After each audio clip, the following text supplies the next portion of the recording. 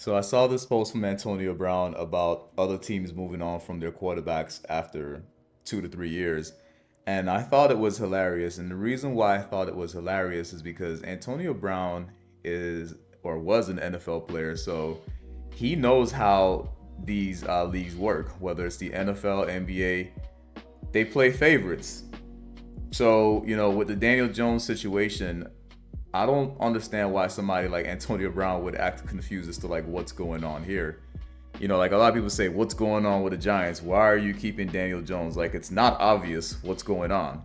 So when you use your head, you're not saying to yourself like the Giants are keeping Daniel Jones because he's good or because the fans want him. The fans are split.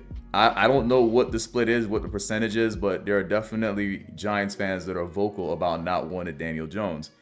My problem with the fans that are vocal about not wanting Daniel Jones is you're angry with Daniel Jones because the organization is the one that wants to keep Daniel Jones around. I mean, if Daniel Jones was casting some kind of voodoo and you knew that, then I would understand why you're mad at Daniel Jones. And the same goes for, well, AB is not really saying anything. He's kind of acting like a fan in this case. I think Shady has been the only one that's spoken common sense why everybody has been hush hush about it.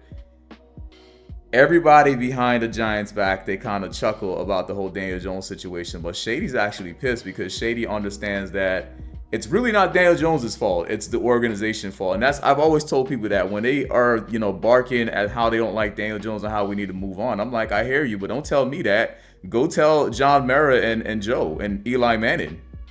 Because ultimately, a lot of these quarterbacks, they got moved on from because they didn't have any support. So, when you look at Kenny Pickett's situation, he could have still been with the Steelers, but obviously he felt like, they kind of betrayed him. They got Russell Wilson in, and more than likely he's going to start Russell Wilson. So he asked for a trade. When you look at Justin Fields' situation, the Bears actually put themselves in a situation to replace him. They have Carolina's pick. They can't choose Justin Fields over Caleb Williams. If you ask yourself who's going to be better 5 years from now, you're probably going to say Caleb Williams, most of us. And so they had to move on from Justin Fields. Now, with the Patriots and Mac Jones, honestly, any quarterback that's anywhere near Joe Judge is not going to do good. I don't care if we think Daniel Jones just is a talentless quarterback and he didn't stand a chance regardless of whatever situation you put him in. I really don't care. But yeah, Mac Jones, I'm not surprised with that situation. And with Zach Wilson, I'm not surprised. Zach Wilson actually does stink.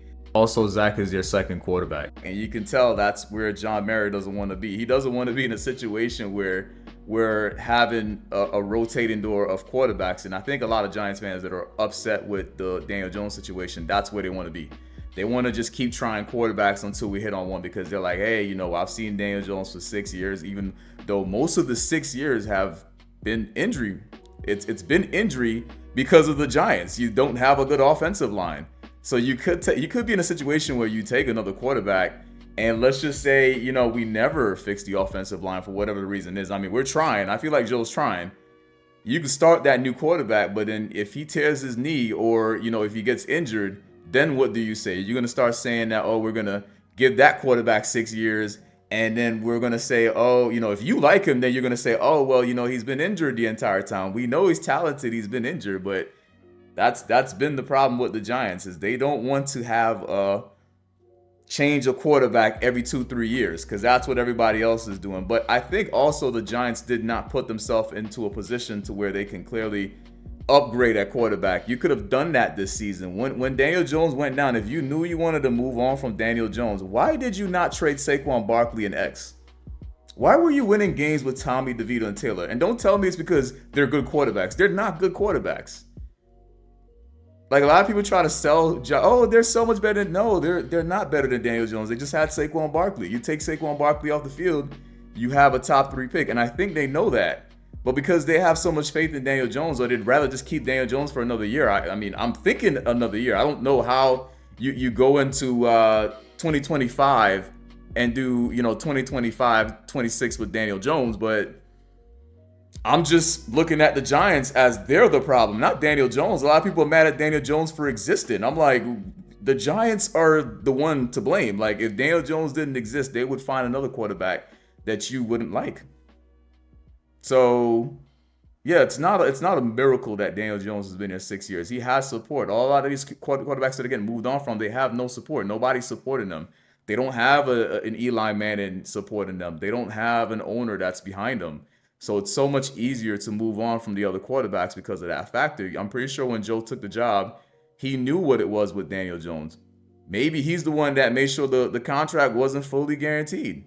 Because you could have given Daniel Jones 4 years of fully guaranteed contract. You could be in a Watson-like contract, and as much people like to say Deshaun Watson's a great quarterback or was, I'm not seeing it, and I feel like they got scammed on that contract. So they can't cut him like we can with Daniel Jones in March of 2025.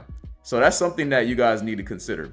When March hits next year, if they don't cut Daniel Jones, then again, you have to blame the Giants. You didn't have to re-sign him. You didn't have to draft him at pick 6. And then now you have a chance to cut him next March. And so if they don't cut him, you guys need to start looking at the Giants. You're mad at Daniel Jones, but you're still buying tickets to go to the Giants games. But you're mad at Daniel Jones. Like, that's going to do anything. Be mad at the organization.